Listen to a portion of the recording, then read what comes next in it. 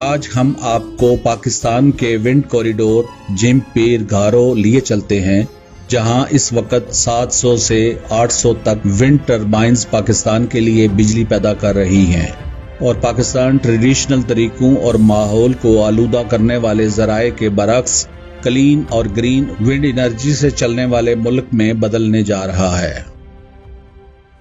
2005 में वजारत साइंस और टेक्नोलॉजी के तावन से विंड पावर के लिए पाकिस्तान के साहिली इलाकों का एक सर्वे किया गया, जिसमें सिंध बलोचिस्तान के साहिली इलाकों में विंड पावर के लिए पोटेंशियल पाया गया। सर्वे के मुताबिक बलोचिस्तान की निस्बत सिंध के साहिली इलाके विंड पावर के लिए ज्यादा मौजू पाए गए। अगस्त 2006 में AEDB alternate energy development board ने 56 कंपनी को लेटर ऑफ इंटेंट जारी किए, लेकिन बहुत ज्यादा रिस्पांस नहीं आया। 2006 में फौजी फर्टिलाइजर कंपनी ने सबसे पहले विंड पावर प्लांट के लिए कोशिशों का आगाज किया। इसके बाद तुर्क कंपनी जोरलो एनर्जी भी मैदान में आ गई। 2007 में इन दो कंपनियों को जिमपीर में जमीन अलाट हुई। 2008 तक एक भी wind power project national grid के साथ मुंसलिक नहीं हो पाया, लेकिन 2009 तक तुर्क कंपनी जोरलो एनर्जी ने जर्मनी की बनी हुई 1.2 मेगावाट की बगैर गेयर वाली 5 वेंसेस विंड टर्बाइंस लगाई, जिनकी कुल इस्तेदाद 6 मेगावाट थी। इस पावर प्रोजेक्ट का इफ्तिताह अप्रैल 2009 में साबिक वजीर आजम सैयद यूसुफ रजा गिलानी ने किया और हैदराबाद इलेक्ट्रिक सप्लाई कंपनी को 6 मेगावाट बिजली की फराहमी शुरू कर दी गई।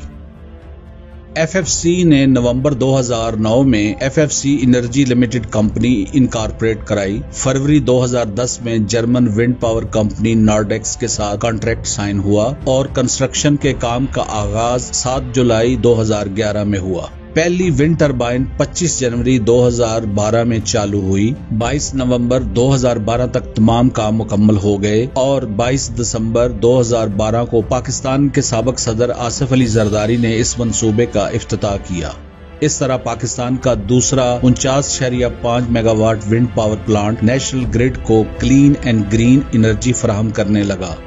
प्रोजेक्ट की कुल लागत 133.5 मिलियन $US थी। जोरलो एनर्जी ने दूसरे मरहले में डेनमार्क की बनी हुई वेस्टस 1.8 मेगावाट 29 टर्बाइन लगाई, जिनकी कुल इस्तेदाद 50.4 मेगावाट थी। जुलाई 2013 में नेशनल ग्रिड को 56.4 मेगावाट बिजली फराहम करने का ऐलान किया। प्रोजेक्ट की कुल लागत 143 मिलियन $US थी। यूं 2013 में जिमपीर सिंध में इंस्टॉल्ड विंड एनर्जी के 2 प्लांट से 100 मेगावाट से ज्यादा बिजली नेशनल ग्रिड में शामिल होना शुरू हो गई। जिमपीर के 21 विंड फार्म से अब तक तकरीबन 1081.6 मेगावाट बिजली कौमी ग्रिड को मिल रही है।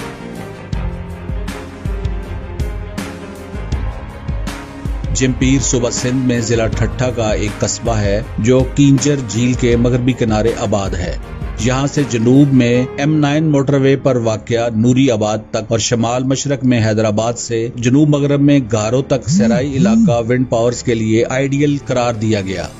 जिमपीर विंड कॉरिडोर एक दहाई कबल तक सिर्फ बंजर जमीन पेश था।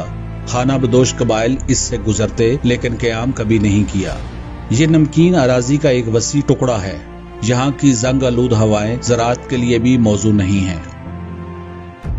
अब जिमपीर का ये इलाका बड़े बड़े विंड फार्म से भरा पड़ा है, जिसे महज चंद टर्बाइनों के साथ सन 2009 में शुरू किया गया था और अब पाकिस्तान की क्लीन और ग्रीन एनर्जी का घर बन गया है।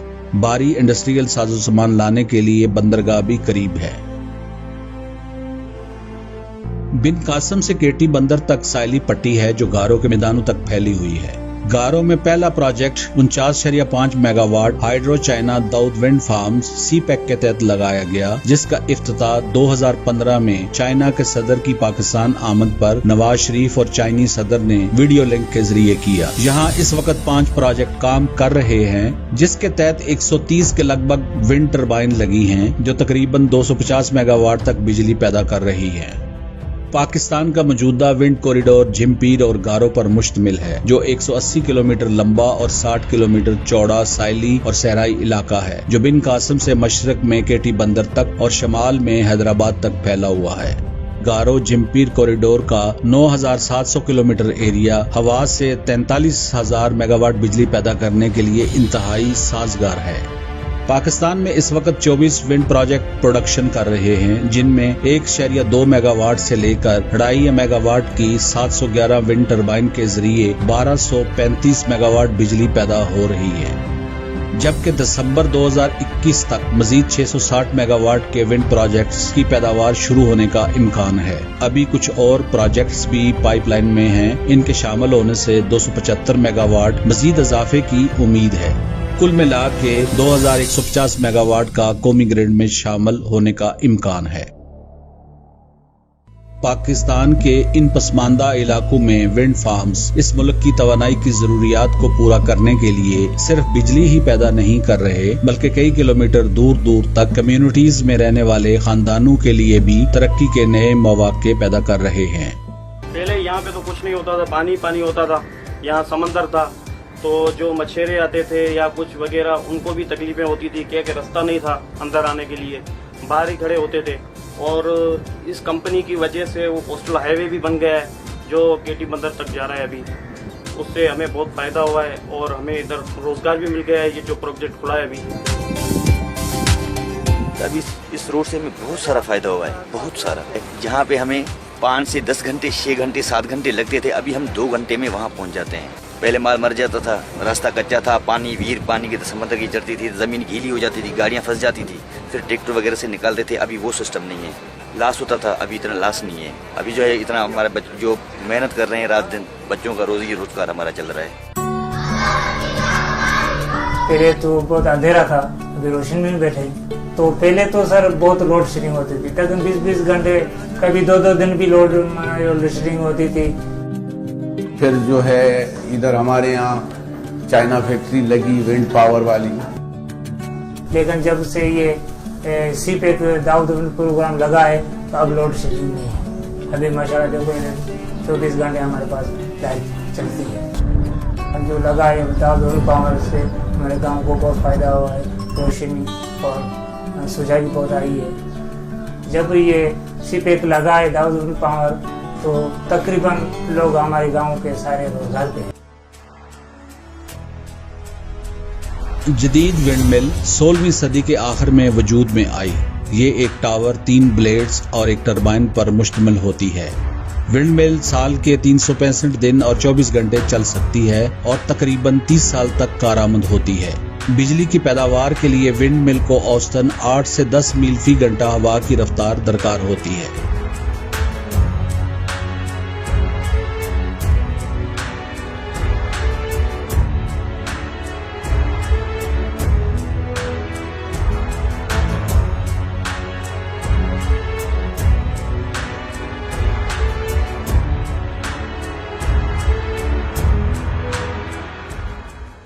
पहली मशहूर बिजली बनाने वाली विंड मिल 1887 में स्कॉटलैंड के इलाके मैरी क्रीक में इंस्टॉल हुई, जिसकी विंड पावर से दुनिया का पहला घर रोशन हुआ। और दूसरी 1888 में क्लीवलैंड, ओहायो, अमेरिका में इंस्टॉल हुई, जिससे 12 किलोवाट बिजली हासिल होती थी और एक पूरा मैंशन रोशन होता था। डेनमार्क में 1890 में इंस्टॉल की गई। 1908 तक डेनमार्क में 5 से 25 किलोवाट बिजली बनाने की 72 विंडमिल्स टरबाइन काम कर रही थी। ये सफर अपने इर्तिकाई मराहल से गुजरता हुआ मौजूदा विंडमिल टरबाइन तक पहुंचा। मॉडर्न विंड टरबाइन्स का दौर 1979 में शुरू हुआ। डेनमार्क की कंपनियों ने कमर्शियल पैमाने पर विंड टरबाइन्स बनाना शुरू की, जिनकी कैपेसिटी 20 से 25 किलोवाट थी और जो आज के मुकाबले में कुछ भी नहीं। इस दौर के बाद टरबाइन्स के साइज और बिजली बनाने की इस्तेदाद में इजाफा होता रहा। बहुत सारे ममालिक में विंड टरबाइन्स की प्रोडक्शन शुरू हो गई, यहाँ तक कि 2007 में जर्मन कंपनी एनरकॉन ने एनरकॉन 126E विंड टरबाइन बनाई, जिसकी कैपेसिटी 7.58 मेगावाट थी। 2014 में डेनमार्क की वेस्टाज V1648 8 मेगावाट ने इसे पीछे छोड़ दिया, जिसकी कैपेसिटी 8 मेगावाट थी। 2018 में वेस्टस ने 10 मेगावाट कैपेसिटी की टरबाइन मुतारफ करा दी थी। 2019 में जनरल इलेक्ट्रिक ने 12 megawatt GE halide prototype Rotterdam में इंस्टॉल की थी, जिसने 2020 में कमर्शियल सर्टिफिकेट हासिल कर लिया था और जो अब तक दुनिया की सबसे बड़ी ऑफशोर विंड टर्बाइन काम कर रही है। सीमेन गामसा इसी साल यानी 2021 में 14 मेगावाट SG14222 विंड टर्बाइंस का प्रोटोटाइप इंस्टॉल कर रहा है और ये 2024 तक कमर्शियली दस्तयाब होगी, जिसमें 108 मीटर लंबाई के ब्लेड इस्तेमाल होंगे। और अब 11 फरवरी 2021 में वेस्टर्स ने दुनिया की सबसे बड़ी 15 मेगावाट की V236 विंड टर्बाइन मुतारफ करा दी है, जिसकी प्रोटोटाइप टर्बाइन मुतवक्का तौर पर 2022 में लग जाएगी और सीरियल प्रोडक्शन 2024 तक शुरू हो जाएगी। इस टर्बाइन के रोटर साइज 236 मीटर और एक ब्लेड की लंबाई 115.5 मीटर होगी, जिसकी वजह से विंड टर्बाइन की टोटल ऊंचाई 261 मीटर तक हो जाएगी।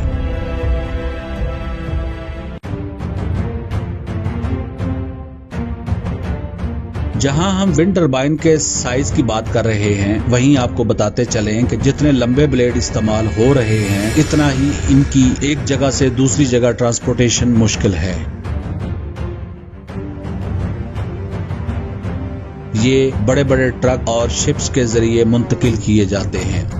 General electric GE renewable energy की जैली कंपनी LM विंड पावर्स दुनिया भर में हर 5वीं विंड टर्बाइंस को LM ने ब्लेड फराहम किए हैं।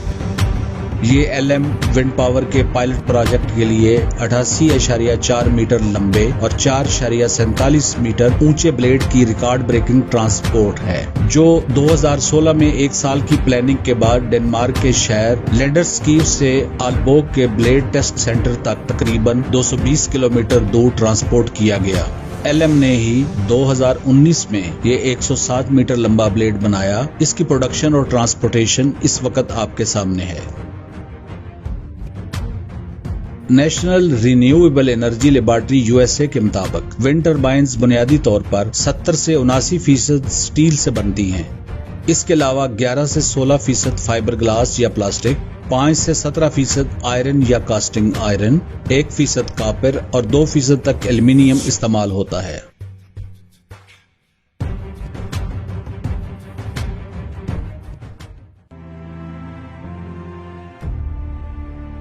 दुनिया भर में विंड टर्बाइंस की इंस्टॉलेशन भी एक चैलेंजिंग जॉब है। बहुत सारी कंपनीज और कई तरह की क्रेन्स दस्तयाब हैं जो ऑफशोर और ऑनशोर इंस्टॉलेशन करती हैं।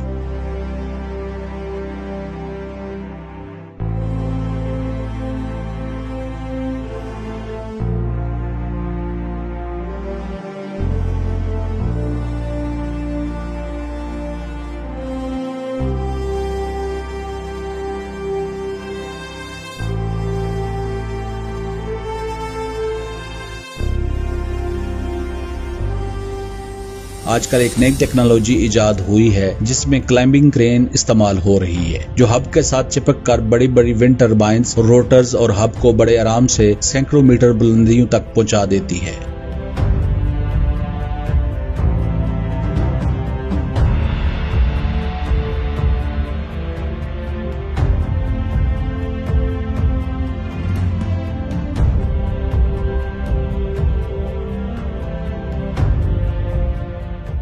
दुनिया के 70 से जायद ममालिक इस वक्त हवा से 743 गीगावाट बिजली पैदा कर रहे हैं। पाकिस्तान 33वें नंबर पर है।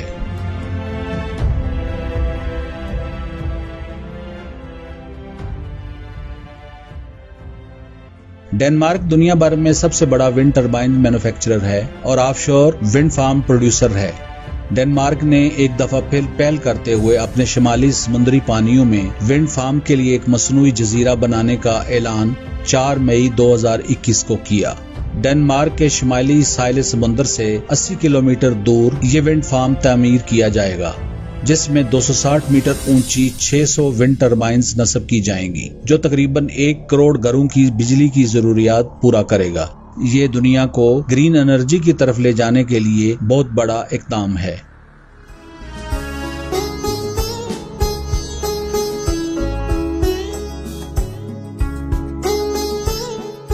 आपने बदलता पाकिस्तान देखा। वीडियो आपको पसंद आई होगी अपने मुल्क का पॉजिटिव इमेज दुनिया को दिखाने के लिए वीडियो लाइक करें, शेयर करें और चैनल सब्सक्राइब करें ताकि पाकिस्तान की ऐसी ही काबिल फख्र वीडियोस आप तक पहुंचती रहें और दुनिया भर तक पहुंचती रहें। पाकिस्तान पाइंदाबाद।